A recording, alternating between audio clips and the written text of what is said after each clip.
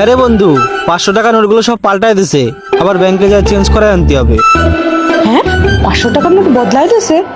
ওর কাছ থেকে যে টাকাগুলো চুরি করে রাখছিলাম, তাহলে তো ওগুলোও বদলাতে হবে। দেখি তো কতগুলো টাকা আছে। गद्दारी कर रहे हैं चलो भाई देखो अपने क्या करता हूँ।